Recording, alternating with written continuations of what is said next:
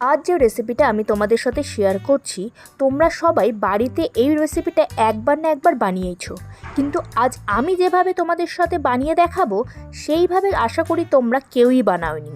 এটা দেখতেও যেমন ইউনিক আর খেতেও হয়েছিল অন্যান্য ভাপার রেসিপি থেকে একটু আলাদা। তাহলে চলো বক বক না করে একদম চলে যাই সোজা রেসিপিতে।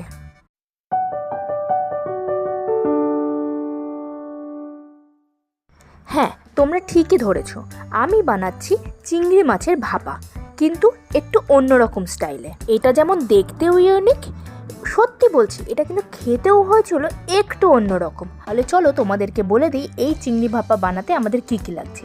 আমি এখানে 2 টেবিল স্পুনের মতো নিয়ে নিয়েছি পোস্ত, 1 টেবিল স্পুনের মতো নিয়ে নিয়েছি হলুদ সর্ষে, 1 টেবিল স্পুনের মতো নিয়ে নিয়েছি কালো সর্ষে, 2টো কাঁচা লঙ্কা আর 4 টেবিল স্পুনের মতো নিয়ে নিয়ে নারকেল কোড়া।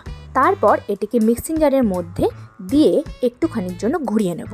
আর মধ্যে এবার আমি দিয়ে দেব জল। এই জলটা তোমরা পরে অবশ্যই দেবে, তাহলে কিন্তু ভালো মতো বাটা হবে।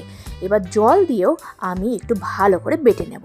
এবার দেখো আমাদের একদম ভালো মিহি বাটা হয়েছে।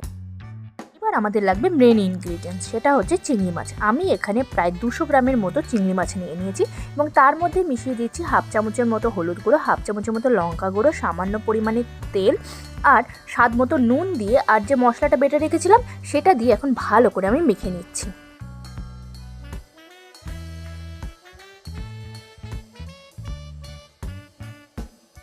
ব্যাস, দেখতেই পাচ্ছ আমাদের এখানে ভালো করে এখন মাখা হয়ে গেছে। এইবার হচ্ছে আসল, আমরা এখানে সাধারণত কী করি, এটা স্টিলের কৌটোর মধ্যে নিয়ে আমরা ভাপে দিই। এখানে আমি ইউজ করছি নারকেলের খোলা। নারকেলের খোলাটাকে পরিষ্কার করে নিয়ে ভালো করে আমি ধুয়ে নিয়েছি। এই সময়তেই আমরা যে চিংড়ি মাছটা ম্যারিনেট করে রেখেছিলাম এই নারকেলের খোলার মধ্যে দিয়ে দিলাম। হাফ কাপের মতো বাটি ধুয়ে জলও আমি এর মধ্যে এখন দিয়ে দিলাম। তোমরা নিশ্চয়ই মনে মনে ভাবছো এটা আবার কি, নারকেলের খোলার মধ্যে দিচ্ছি, মাছগুলো সেদ্ধ হবে কি হবে না, কাঁচাই থাকবে। সত্যি বলছি, মাছগুলো যখন আমি খেয়েছি একদম নরম তুলতুলে হয়ে গেছিলো আর সেদ্ধও খুব ভালো মতো হয়েছিল আর খেতেও খুব সুন্দর একটা গন্ধ আসছিল।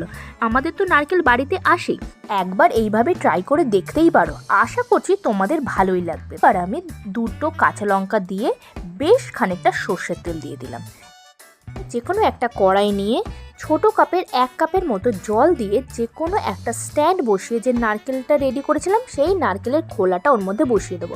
ঢাকা দিয়ে হতে দিতে হবে ঠিক 30 মিনিটের মতো। 30 মিনিট পরেই তৈরি হয়ে গেছে তোমাদের খুঁড়ি চিংড়ি মানে নারকেলের খুঁড়িতে চিংড়ি মাছের ভাপার রেসিপি। তোমাদের কেমন লাগলো অবশ্যই জানিও, কিন্তু একটু অন্যরকম রেসিপি না? হ্যাঁ, কিন্তু খেতেও খুব সুন্দর হয়েছিল, নারকেলের খোলার একটা গন্ধ আসছিল। আমার তো খেতে খুব ভালো লেগেছে।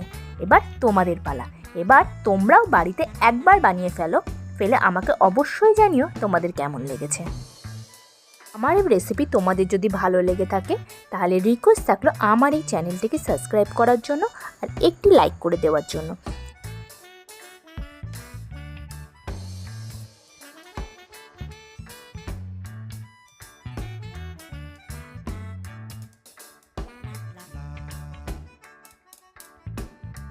আমি আবার চলে আসবো অন্য ধরনের অন্য রকমের একটা রেসিপির সাথে। তাহলে আজকের জন্য এটুকুই, টাটা, বাই বাই, আবার দেখা হচ্ছে খুব শীঘ্রই।